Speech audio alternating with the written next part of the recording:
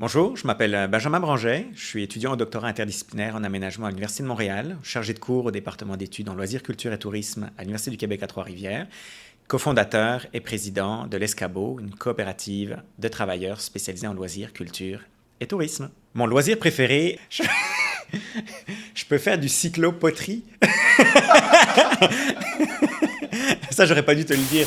Alors, les voyages à vélo, cyclotourisme, et puis la poterie.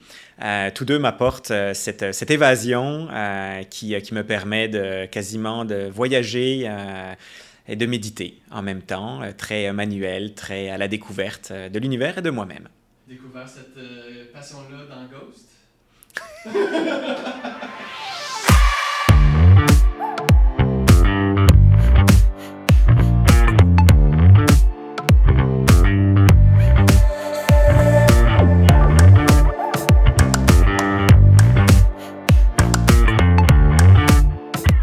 La manière dont on aménage le territoire, le choix des infrastructures, des types d'équipements qu'on va créer, le skatepark, la piste cyclable, le sentier pédestre ou le stade ou la piscine, vont venir aussi stimuler la pratique, ou certaines pratiques, qu'elles soient libres ou qu'elles soient organisées.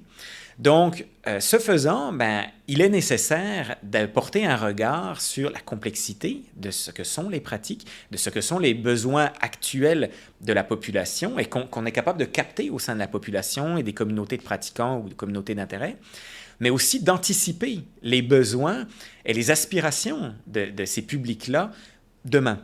Donc, dans 40 ans, dans 20 ans, à quoi vont ressembler ces pratiques? Comment est-ce qu'elles vont évoluer? Quelles sont les tendances en la matière? Est-ce que c'est des pratiques émergentes ou qui sont déjà traditionnelles et déjà bien ancrées? Est-ce qu'on a déjà une forte communauté de pratiquants ou pas? Et donc, de porter un regard sur l'analyse de l'existant, l'analyse de ce qui s'en vient, des évolutions en la matière, d'être sensible à ça, va nous donner quelques clés de réponse en la matière pour définir en fait les fonctions des espaces de loisirs.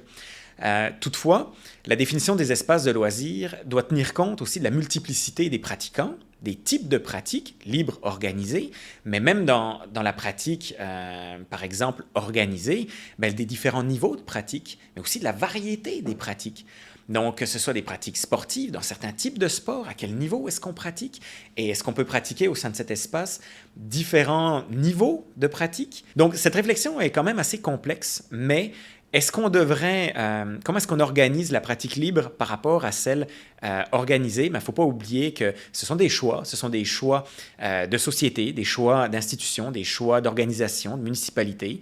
Et la manière aussi, au-delà de l'aménagement physique et de la définition des fonctions d'un espace, il ne faut pas oublier qu'ensuite la programmation horaire, par exemple, de l'infrastructure va venir aussi inclure ou exclure certains types d'usagers. Est-ce qu'on laisse plus de place aux pratiques élitistes, sport d'excellence, haut niveau, ou est-ce qu'au contraire, avec par exemple du sport-études qui peut être très très présent, ou des clubs de très haut niveau d'excellence, ou est-ce qu'au contraire, ou en complément, quelle place est-ce qu'on laisse justement à monsieur, madame, tout le monde, au grand public, à la population, à la personne qui aimerait juste venir se dépenser, se défouler, bouger tout simplement, sans ambition sportive d'excellence, si je peux le dire ainsi. Maintenant, pour ce qui est de la proportion pratique libre, pratique organisée, il appartient en fait au milieu de définir c'est quoi en fait l'équation parfaite, le savant dosage.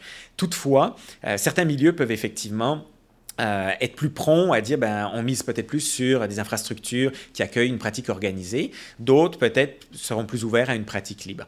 Néanmoins, il ne faut pas oublier qu'il faut être capable d'offrir un éventail de possibilités aux usagers actuels et à ceux de demain. Donc, attention à ne pas trop contraindre ou restreindre plutôt une programmation en activité au sein d'activités strictement organisées, parce que bien des gens ne se retrouvent pas dans cette formule de programmation, souhaitent évoluer dans un champ beaucoup plus libre, beaucoup plus ouvert, beaucoup moins peut-être contraignant. Donc, penser à la cohabitation des usages, à des fonctionnalités, des équipements qui permettent justement un éventail de pratiques organisées et libres.